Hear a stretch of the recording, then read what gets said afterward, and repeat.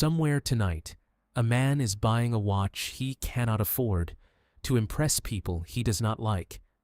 The city never sleeps because it is too busy performing. Every billboard is a mirror asking you to feel poor. I used to believe more visibility meant more value. Now I know the loudest people in the room are usually the ones in the most debt. Money whispers. Only the broke need to shout. I watch this city the way a ghost watches the living. Close, but untouched. They post their vacations. I count their liabilities. A rented car. A financed watch. A mortgaged image of freedom. The algorithm rewards the appearance of wealth, never the substance of it. Somewhere behind every flex, there's a payment due on the first. I once wanted to be seen, too. I wanted the penthouse with the glass walls, the car that turns heads. I wanted proof, on display, that I had made it. But visibility has a price tag no invoice ever shows. The moment they see your number, they start asking for a piece of it. Family, friends, governments, predators.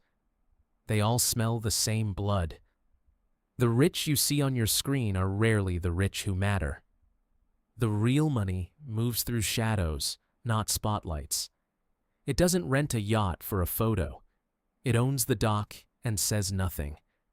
I learned this the hard way, in a life I don't talk about anymore. This city taught me that attention is the most expensive thing you can buy. And most people are paying for it with their entire future. So I stopped performing. I stopped needing the noise to feel like I existed.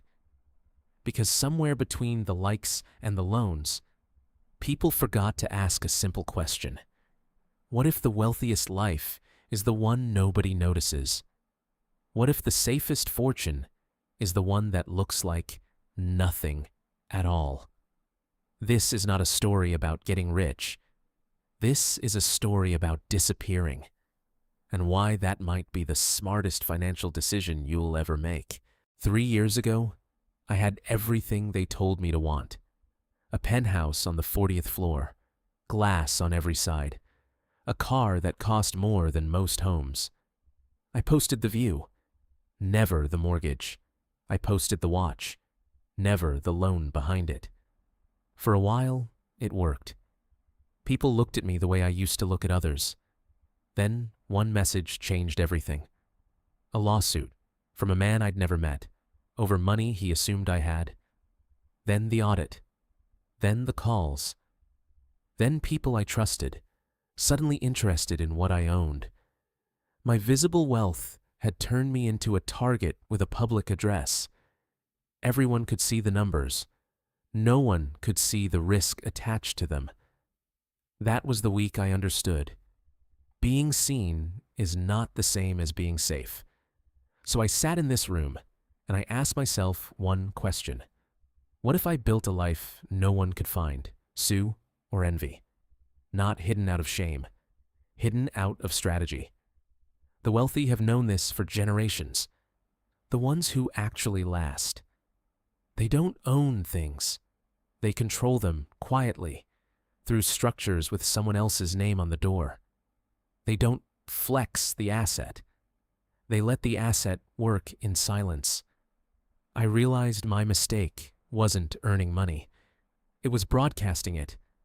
Every dollar I displayed was a dollar I had to defend. Every dollar I hid was a dollar that could simply grow. That night, I made the only decision that mattered. I would keep the wealth and erase the person attached to it, not by disappearing physically, by disappearing financially. No more penthouse, no more plates that turn heads, no more accounts with my name stamped across the top like a target. I would become invisible. The calmest, most dangerous kind of rich. This is where the real story begins. Not the money, the architecture behind it, the blueprint of disappearing. Step 1. Separate your name from your assets. A house isn't safe because you own it. It's safe because no one can prove you do. This is where entities come in. Quiet paper walls between you and the world. A holding company here, a trust there. Layers, not for hiding crime, but for hiding exposure. The wealthy don't own the building. The building's owner is a name on paper, 3 steps removed from a real face. Every signature is a door. I learned to sign as little as possible. Lawyers become architects. Contracts become walls. None of this is about deception. It's about friction, making yourself expensive to chase. Step 2. Erase the digital footprint. Every post is a data point. Every data point is a door left open. I deleted the accounts that once proved I existed. No location tags, no flexing, no digital breadcrumbs leading back to a number. I moved my communication into rooms encryption actually protects. A silent phone is worth more than a loud one in this life. The internet forgets nothing, so I gave it nothing to remember. The less the algorithm knows about your net worth, the less the world does. Step 3. Make your physical life look like nothing. The car became ordinary. The house became forgettable. I stopped dressing like a target and started dressing like a rumor. The gray man theory. If no one can describe you, no one can find you. Nice things exist. They're just never the ones people can see. My comfort moved indoors, where no camera, no neighbor, no algorithm could price it. Wealth stopped being a costume. It became a quiet, private architecture. No performance, just position. Step 4. Let the money work where no one is watching. Index funds instead of headlines. Quiet compounding instead of loud bets. Real estate, held at a distance, producing income with my name nowhere near the lease. Gold and hard assets, sitting still, answering to no one's opinion. The goal was never to look rich. The goal was to be unreachable. Every asset was structured to survive me being forgotten. Because the true test of wealth isn't how it looks. It's whether it survives your absence. Silent money doesn't need applause. It just needs time. Step 5. Keep a decoy life, ordinary enough to be invisible. A modest job, a modest routine. A face the crowd never remembers twice.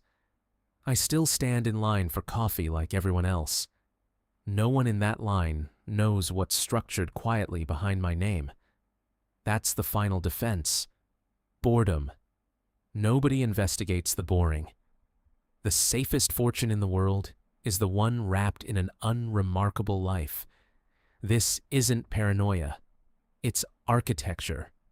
Built once, maintained in silence. This is the blueprint. Now let me show you what it feels like to live inside it. This is what freedom actually looks like. Not louder, quieter. No penthouse. Just a cabin and a silence no lawsuit can reach. No one calls asking for a piece of this. No one envies a life they cannot see. I check numbers no one else is watching, in a place no one else can find. The money still grows. It just does it without an audience. There's a strange peace in being underestimated. The world assumes small houses mean small numbers. It assumes wrong, and I let it. This is not hiding.